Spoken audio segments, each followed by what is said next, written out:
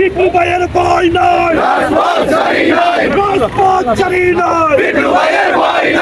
চট্টগ্রামের পটিয়া উপজেলা যুবদলের সদস্য সচিব ও চাকতায় খাতুনগঞ্জের ব্যবসায়ী ইহুদিল আলম চৌধুরী পিপলুকে নিয়ে কমল মুন্সিহার বাজারকে ঘিরে সামাজিক যোগাযোগ মাধ্যম ও বিভিন্ন অনলাইন প্ল্যাটফর্মে মিথ্যা ও বিভ্রান্তিকর সংবাদ প্রচারের অভিযোগ উঠেছে। এ ঘটনায় প্রতিবাদ জানিয়েছেন উপজেলা যুবদলের তৃণমূল নেতাকর্মীরা। রবিবার 10 মে বিকেলে পটিয়া কলেজ সংলগ্ন বিএনপির দলীয় কার্যালয় প্রাঙ্গণ থেকে উপজেলা পৌরসভা যুবদল ও অঙ্গ সহযোগী সংগঠনের যৌথ উদ্যোগে একটি বিক্ষোভ মিছিল বের করা হয়। মিছিলটি পটিয়ার প্রধান সড়ক প্রদক্ষিণ শেষে প্রেস ক্লাব চত্বরে গিয়ে সংক্ষিপ্ত সমাবেশের মাধ্যমে শেষ হয়। প্রতিবাদ কর্মসূচিতে যুবদল, স্বেচ্ছাসেবক দল, কৃষক দল, শ্রমিক দল ও ছাত্রদলের বিভিন্ন পর্যায়ের নেতাকর্মীরা অংশ নেন। এ সময় নেতাকর্মীরা অপপ্রচারের প্রতিবাদ জানিয়ে বিভিন্ন স্লোগান দেন। সমাবেশে বক্তারা অভিযোগ করেন, কমল মুন্সিরহাট বাজারকে কেন্দ্র করে একটি স্বার্থান্বেষী মহল পরিকল্পিতভাবে বিভ্রান্তি ছড়ানোর অপচেষ্টা চালাচ্ছে।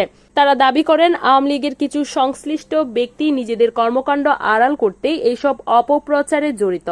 বক্তারা আরও বলেন, দক্ষিণ জেলা বিএনপির সাবেক সিনিয়র যুগ্ম আহ্বায়ক ও সংসদ সদস্য এনামুল হক এনামের ঘনিষ্ঠ সহযোগী হিসেবে এলাকায় পরিচিত ওহিদুল আলম চৌধুরী পিপলুকে রাজনৈতিকভাবে হেয় প্রতিপন্ন করার উদ্দেশ্যে এসব মিথ্যা তথ্য ছড়ানো হচ্ছে।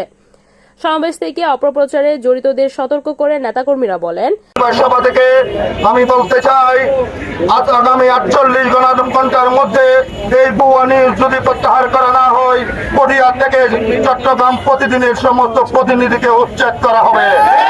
শুধু তাই নয়, আমাদের এমপি মহোদয়ের নাম দিয়ে তিনি যে প্রচার করেছেন, চট্টগ্রাম প্রতিনিধিদের নিউজ দিয়েছেন, সেই নিউজের প্রতি আমরা তীব্র নিন্দা প্রতিবাদ জানাচ্ছি।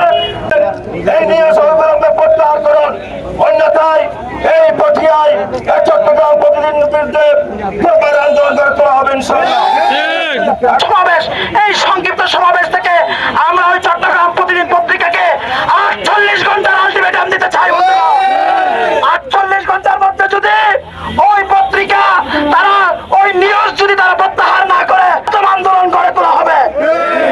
এই আওয়ামী লীগের দোসর অয়ন শর্মার পত্রিকা চট্টগ্রাম প্রতিদিন পোর্টাল পত্রিকা যে নিউজ প্রকাশিত হয়েছে, আমি পটিয়া পৌরসভা যুবদলের পক্ষ থেকে তার তীব্র নিন্দা প্রতিবাদ জানাচ্ছি।